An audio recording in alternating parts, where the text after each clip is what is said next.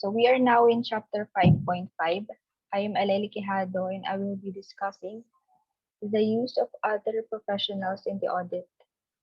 In this topic, I will be using three standards as reference: the ISA 600, 610, and 620, which you can find on page 585 onwards of the handbook posted by Sir A on the classroom. ISA 610 is about the work of internal auditors. ISA 620 works of an auditor's expert.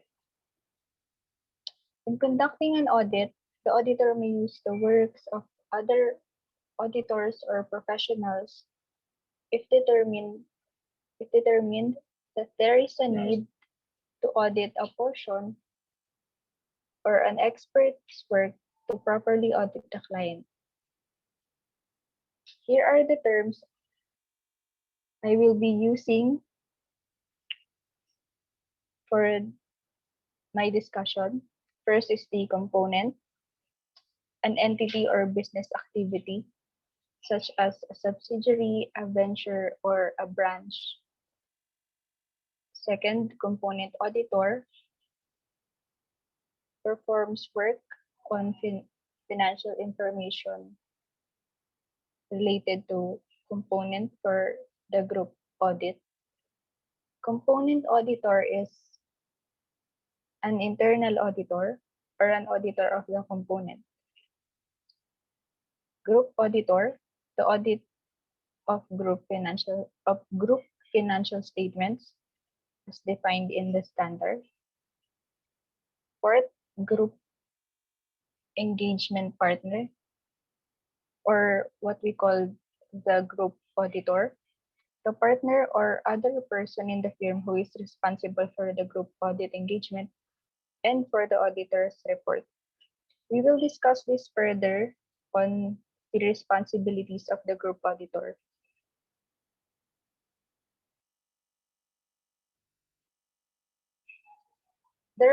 There are also other terms, and you can read that on the IAASB handbook.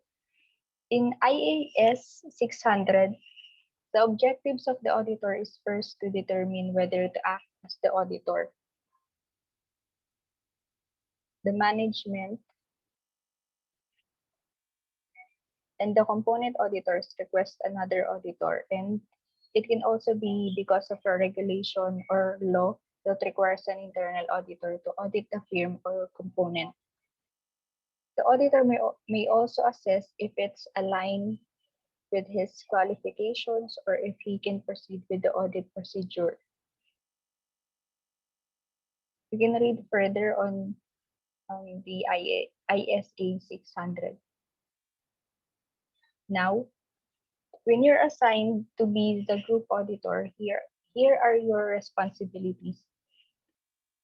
First is expressing an audit opinion on whether the group financial statements give a true and fair view. Second is determining the work to be performed on the component's financial information. Third, if the group auditor uses a related auditor or other auditor to work on the audit, the group auditor determines the scope of work to be performed, or basically, yung group auditor is yung main auditor. So yung main responsibilities of the group auditor is to audit and produce an audit report for the client. And I will go back to this slide. I discussed the group auditor. Now, for the related auditor and other auditors, we will discuss this and what is the difference among those three. So, related auditor is an auditor from the group's auditor's firm. So, related auditor, ka-firm ni group auditor, hindi sa client. And yung other auditor any auditor who is not the group auditor or a related auditor. This can be the internal auditor, so or um, yung auditor ni component or ni entity. So if may 5 internal auditors in every component, then we call them other auditors. Now, ano ba yung audit responsibility ni group auditor? Gusto ko lang tong i-highlight yung sabi sa standard, unless national standards enable and national law or regulation permits the group auditor to divide responsibility for the audit opinion on the group financial statements, and the group auditor decides to do so, the group auditor should take sole responsibility. So sabi dyan, yung lahat ng responsibilities are on the group auditor, meaning the auditor will be liable for the audit report. Kahit gumamit siya ng works ng other auditors or professionals, hindi niya pwedeng irason yun kung may mali man or problema sa audit report.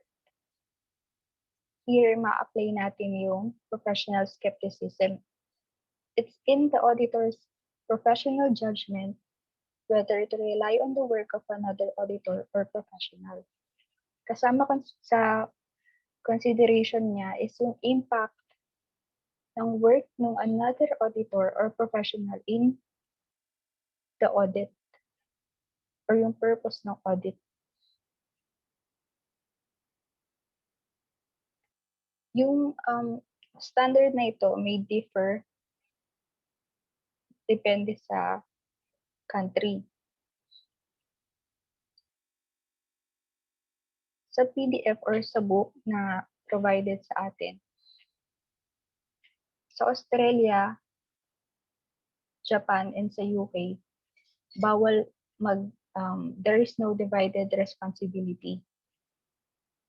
However, sa Canada naman, inaalaw yung division of responsibility only when expressing an opinion with reservation. So if allowed and gustong isama ni group auditor, then kailangan niyang i-disclose yung explanation of his reservations or limitations on the work of another auditor.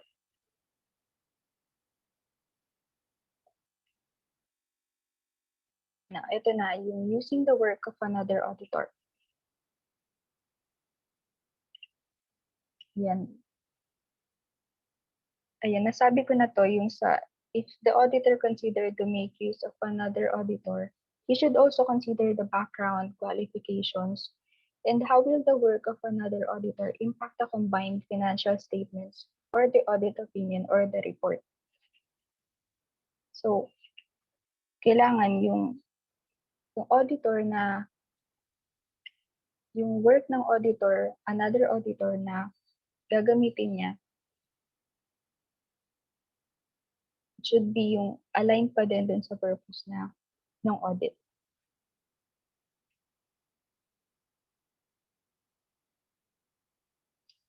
Ito naman yung mga documentations na ilalagay ni group auditor sa audit working paper. So first is yung group auditor's conclusion about the qualifications, independence, competence, and yung sa quality control ng firm. Second is yung assessment of significant risk of material misstatement. Third, yung the scope of work performed on the component's financial information.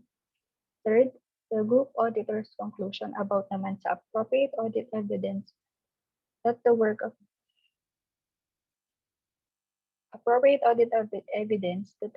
the related auditor and other auditor is adequate for the group auditor's purposes. So, ganun pa din. And this is why it is important to look for qualifications of another auditor that fits the purpose of your audit and how will their work will impact your report.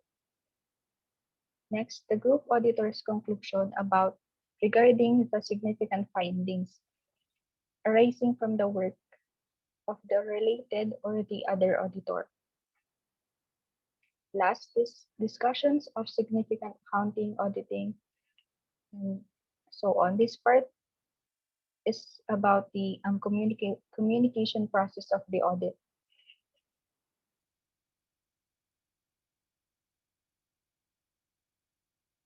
So if the group auditor concludes that the work of the related auditor or other auditors cannot be used,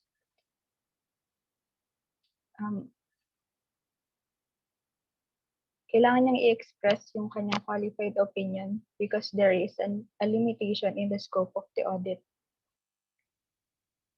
So, nag-vary din yun depende sa country based on their regulations or their law, their audit standard. Ayan, next naman is using the work of an expert. Sa ISA 620, dinedefine yung expert as a person or firm possessing special skill. So, bakit ba gumagamit si group auditor ng expert or bakit nangangailangan ng expert? First is yung sa valuations nung assets, like yung sa land, building, and minsan nangangailangan din ng IT experts or legal opinions which hindi expertise ni auditor. So kahit ang daming pinag-aaralan, may limitation pa rin syempre si auditor. So kailangan pa rin ng experts opinion or yung experts work para maging proper or maging mas maayos yung audit report.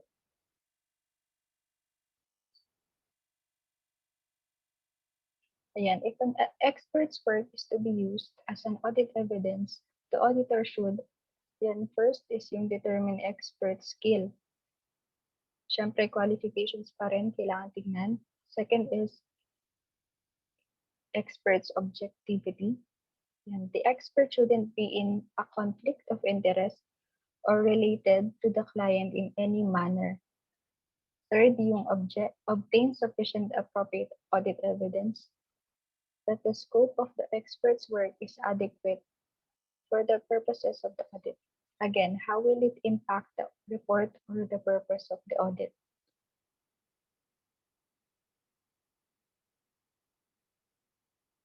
Yan, in terms of the communications sa expert, the client should write instructions to the expert, which covers the scope of the expert's work, coverage of the expert's report, intended use by the auditor of the expert's work, and access of the expert to files and records of the client.